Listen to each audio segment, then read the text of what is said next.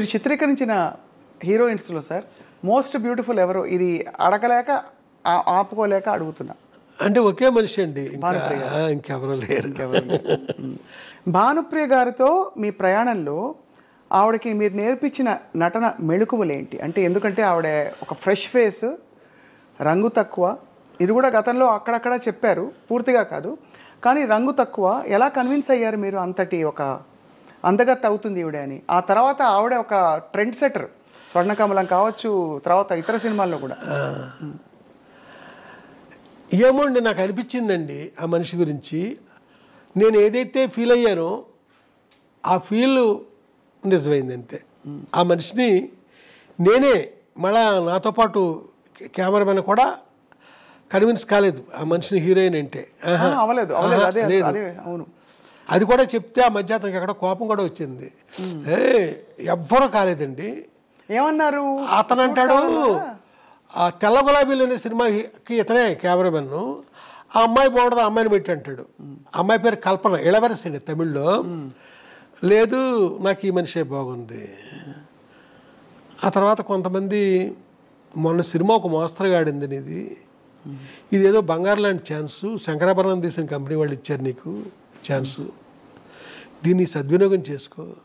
ఏంటి ఆ నల్లటి మేడుగుడ్లు దాన్ని పట్టుకుని విశాల నేత్రలు అంటావేంటి? ఇలా మాట్లాడారండి కొంతమంది. నాకు ఆ అమ్మాయే బాగుంది. అయితే ప్రొడ్యూసర్స్ వాళ్ళు బాగుందన్నానికి కారణం ఏంటంటే, 7 స్టార్స్ కలర్ ల్యాబ్ అని ఉస్మాన్ రోడ్లో ఘంటసాల గారి ఇంటి దగ్గరలో ఉందండి. అక్కడ పెద్ద పెద్ద ప్రింట్లు వేయించేసానండి. ఈ అమ్మాయి ఫోటో సెషన్ పెట్టి స్టిల్స్ తీసాను కదా, ఆ పెద్ద ప్రింట్లు వేసాను, వేయించి ప్రొడ్యూసర్ గారి ఇంట్లో పెట్టానండి. ఓ రోజున విశ్వనాథ్ గారు ఏదో పనుండి వచ్చారు అక్కడికి. ఆయనకి ఏది నాయసారు భార్య జయలక్ష్మి గారు, డైరెక్టర్ గారికి చూపిద్దాం, వంశీ అమ్మాయి బాగుంది అంటున్నాడు కదా, ఆయన ఏమంటారు అంటే మొత్తం అంతా తిరిగేసి నాకేసి బాగున్నాయి అన్నారు ఆయన. ఒకసారి ఆ మాట ఆయన అనేసరికి వాళ్ళ ఇంట్లో వాళ్ళంతా థ్రిల్ ఆవిడ తలుపు వెనకాలండి మా నాగేశ్వర గారి భార్య, ఆ అమ్మాయికి కొంచెం మెల్లనుకుంటానండి అంతే. మెల్ల అయితే అదృష్టం కదా అని వెళ్ళిపోయాడు. ఓహో, అంతేనండి, అక్కడతో సెట్ అయిందండి. ఆ తర్వాత ఆ సినిమా తర్వాత బిజీ అయిన తను సితార్ తర్వాత. నేను అడిగాను, బిజీ అయ్యాట కదా నువ్వు అని. ఏం బిజీ, మోడర్న్ డ్రెస్లో ఉన్న క్యారెక్టర్లు ఎవరు ఇవ్వట్లేదు అంది. అప్పుడు అన్వేషణలో తన్ని మోడర్న్ డ్రెస్సులతో చూపించారు. ఓహో, అద్భుతం. చూపించేసరికి అక్కడి నుంచి ఈ చిరంజీవి గారి సినిమాలు అయితే, కృష్ణ గారి సినిమాలు, శోభనబాబు గారి సినిమా, ఇలాగా గువ్వా గోరింకతో మొదలుకొని అసలు ఒక స్టెప్, అన్ని స్టెప్పులు, అన్ని డ్రెస్సులు. ఆ తర్వాత సినిమా ప్రేమించి పెళ్ళాడు. ఇలాగ మీలాగ శారీ కట్టుకుని చక్కగా పెద్ద బొట్టు అక్కడే మొదలైంది ఆ సినిమాతోనే, పెద్ద బొట్టు. అలాగా ఆ సినిమాలో చూపించానండి. ఆ తర్వాత క్లాసికల్ డ్యాన్సర్గా ఆలాపన, అదే ఆఖరి ఫిల్మ్ ఆవిడతో. ఎలా ఉండేది సార్ భానుప్రియ గారి డాన్స్? ఇప్పటికి కూడా స్వర్ణకమలంలో ఆవిడ గ్రేస్, ఆరితేరిన క్లాసికల్ డాన్సర్స్ అంటే పర్ఫార్మర్స్ ఎవరైతే ఉంటారో స్టేజ్ల మీద పెద్ద పెద్ద 1-2 గంటల ప్రదర్శనలు ఇచ్చే వాళ్ళకంటే కూడా భానుప్రియ గారి అభినయం, ఆవిడ నృత్యం అంటే అంత అందంగా ఉంటుందంటారు.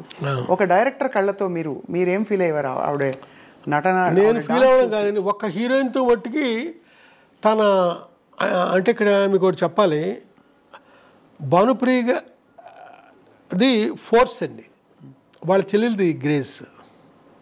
విపరీతమైన ఫోర్స్తో చేస్తాడు తను. వాళ్ళ చెల్లెలు చాలా గ్రేస్తో చక్కగా చేస్తుంది, శాంతిప్రియ. అది అంటే అమ్మాయికి నేను నిశాంత అని పేరు పెట్టాను, వాళ్ళు మార్చుకున్నారు అనుకుంటా, శాంతిప్రియ అని పక్కన పెట్టండి, అది అప్రస్తుతం. అయితే ఒకే ఒక హీరోయిన్తో భానుప్రియ డ్యాన్స్ గురించి మాట్లాడాను. ఆ అమ్మాయి కూడా తలంచి అద్భుతం కదండి ఆ భానుప్రియ. ఆ అమ్మాయి ఎవరంటే శోభన.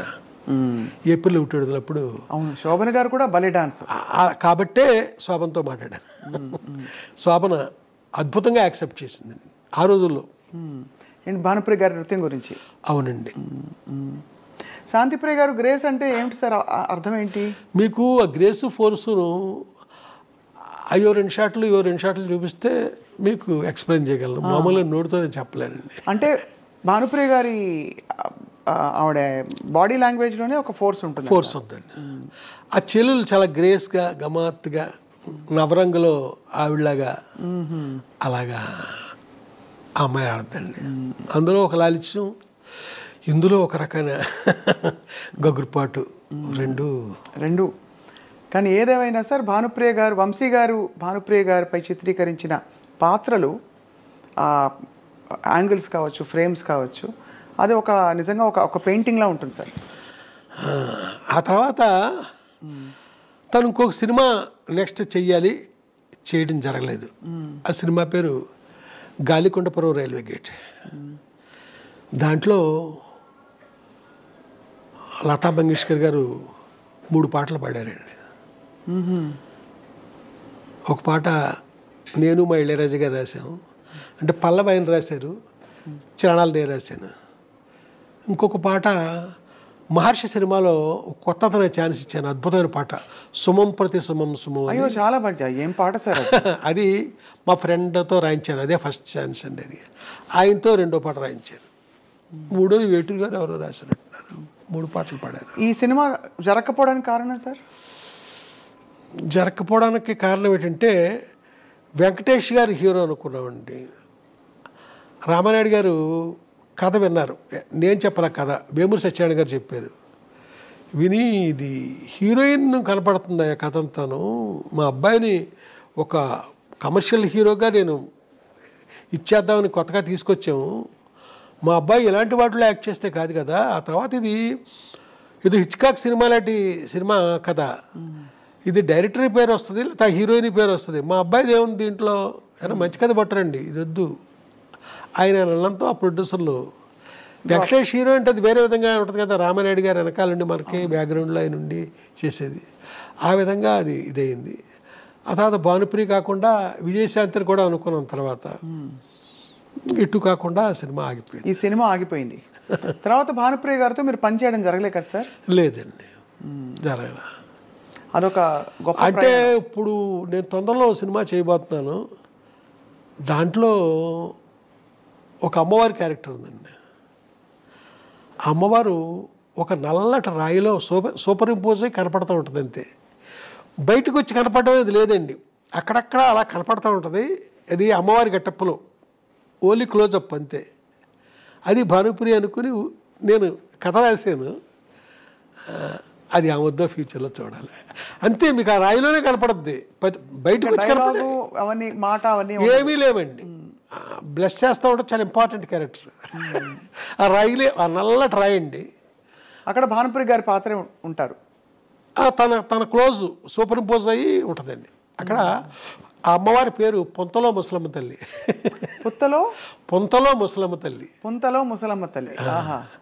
అంతేనండి, తప్ప ఇంకా మనకి ఎక్కడ.